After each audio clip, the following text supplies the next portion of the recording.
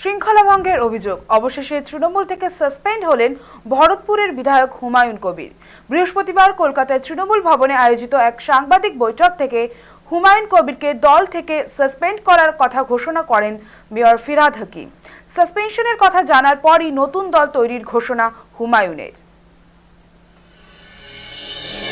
কিছুদিন আগে বেলডাঙ্গায় 6ই ডিসেম্বর বাবরি মসজিদ তৈরির কথা ঘোষণা করেছিলেন হুমায়ুন কবির। বাবরি মসজিদ ধ্বংসের দিনই ওই মসজিদ প্রতিষ্ঠাকে বেছে নেওয়ায় বিস্তর আপত্তি রয়েছে তৃণমূল নেতৃত্বের, কিন্তু নিজের অবস্থানে অনড় হুমায়ুন। যে বাবরি মসজিদের শিলান্যাস 6ই ডিসেম্বর শনিবার বেলা 12টায় হবে, সেটা আকাশে নিশ্চয়ই হবে না, ল্যান্ডেই হবে, মাটিতেই হবে, জমিতেই হবে। কাজেই আমরা ডোন্ট কেয়ার। আমি বলেছি 6 তারিখে হবে বেলা 12টায় হবে। 2 লক্ষ বলেছি, আগামী দিনে বলছি লক্ষাধিক মানুষ আসবে, 2 লক্ষ হতে পারে, 4 লক্ষ হতে পারে। নিজের সেই অনড় অবস্থানের কারণেই তাকে শেষ পর্যন্ত তৃণমূল থেকে ছেটে ফেলার সিদ্ধান্ত নিল তৃণমূল কংগ্রেস। বৃহস্পতিবার কলকাতার সাংবাদিক বৈঠকে ফিরহাদ বলেন, কেউ কোনো মসজিদ তৈরি করতেই পারেন, তবে সেই ঘটনায় যেন কোনো সাম্প্রদায়িক উস্কানি না থাকে। ফিরহাদের দাবি, হুমায়ুনের এমন কর্মকাণ্ড রাজ্যের সাম্প্রদায়িক সম্প্রীতিকে নষ্ট করতে পারে। দায়িত্বশীল রাজনৈতিক শক্তি হিসাবে হুমায়ুনের এমন অবস্থান দলের পক্ষে মেনে নেওয়া সম্ভব ছিল না, তাই তাকে সাসপেন্ড করার সিদ্ধান্ত নেওয়া হয়েছে। পার্টির চেয়ারম্যান এবং জেনারেল সেক্রেটারি দুজনেরই মতামত নিয়ে আমরা হুমায়ুন কবিরকে সাসপেন্ড করছি। দলের সাথে তার কোনো সম্পর্ক থাকবে না। ধর্ম নিয়ে রাজনীতি করে, ডিভিশনাল পলিটিক্স করে, মানে ধর্ম নিয়ে মানে ডিভিশন ভাগ করার চেষ্টা করে, তাদের সাথে দল কোনো সম্পর্ক রাখবে না। বৃহস্পতিবার বহরমপুরে মুখ্যমন্ত্রীর সভায় ডাক পেয়ে বৈঠকে যোগ দিতে এসেছিলেন ভরতপুরের বিধায়ক।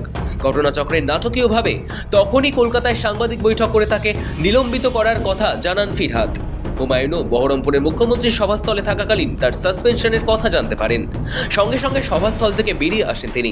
সাসপেন্ড ঘোষণা প্রসঙ্গে হুমায়ুন বলেন, শুক্রবারই বিধায়ক পদ থেকে ইস্তফা দেবেন, পাশাপাশি 22 ডিসেম্বর নতুন দল ঘোষণারও কথা জানান তিনি। আমাকে সাসপেন্ড করেছে, আপনাদের মধ্যে শুনলাম। এর আগেও 2015 সালের 25শে ফেব্রুয়ারি একইভাবে তৎকালীন মহাসচিব পার্থ চট্টোপাধ্যায় বন্যা নোটিশে আমাকে 6 বছর কালকেই রিজাইন দিয়ে দেবো তৃণমূল থেকে, কালকেই। এবং 22 তারিখে মুর্শিদাবাদে নিজের দলের ওপেনিং করবে, ঠিক আছে? আমাকে ইনভাইট করেছে অপূর্ব সরকার, সাংগঠনিক জেলা সভাপতি। তাকে জিজ্ঞেস করি, সে যদি থাকতে বলে থাকবো, সে যদি বলে থাকতে হবে না, আমি চলে যাবো। কি বলছেন, দল ধর্মনিরপেক্ষতা বিশ্বাস করে? ববিদার কোনো কথার আমি জবাব দিব না। নিয়ামক শেখ উপস্থিত আছে, যে খুশি থাকতে পারে, যে খুশি থাকতে পারে। সাসপেন্ডের ঘটনার পরই কটাক্ষ করতে ছাড়েননি বিরোধী শিবিরগুলি।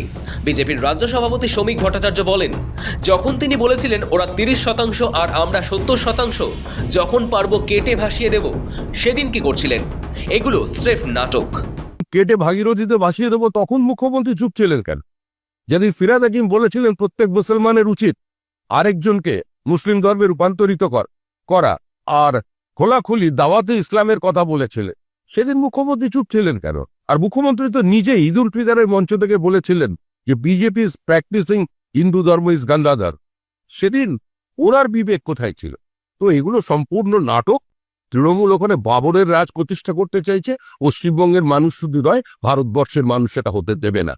2021 সালে তৃণমূলের বিধায়ক হয়ে একের পর এক বিতর্কিত মন্তব্য করে দলের রোষানলে পড়েছেন হুমায়ুন কবির। বারবার তাকে শোকজ করা হলে ক্ষমা প্রার্থনা করে আবার সমমহিমায় নানান বিষয়ে বিতর্কিত মন্তব্য করে বহাল তবিয়তে থেকেছেন তিনি। কিন্তু বিধানসভা নির্বাচনের আগে তৃণমূল নেতৃত্ব আর কোনো ঝুঁকি নিতে রাজি নয়। ফলে দলের মতের বিরুদ্ধে গিয়ে বেলডাঙ্গার 6ই ডিসেম্বর বাবরি মসজিদ নির্মাণের ঘোষণা মেনে নিতে পারেনি তৃণমূলের শীর্ষ নেতৃত্ব। তাই তাকে দল থেকে পুরোপুরি ছেটে ফেলার সিদ্ধান্ত নেওয়া হয়েছে। শৌভিক সান্যালের রিপোর্ট, সময়, কলকাতা।